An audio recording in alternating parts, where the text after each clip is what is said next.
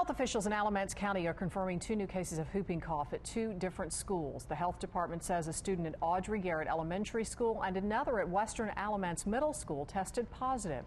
So far, there have been more than 24 confirmed or possible cases of whooping cough in Alamance County in just the last month. Several cases were also reported at B. Everett Johnson Elementary School in Graham. There is no word on where the infection started. So what are the symptoms of whooping cough or pertussis? The Alamance County Health Department says the bacterial infection usually starts with typical cold symptoms like a runny nose or low fever.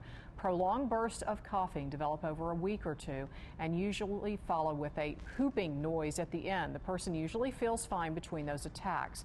Now, if you have any questions, you can call the Alamance County Health Department's Communicable Disease Hotline at 516-7715.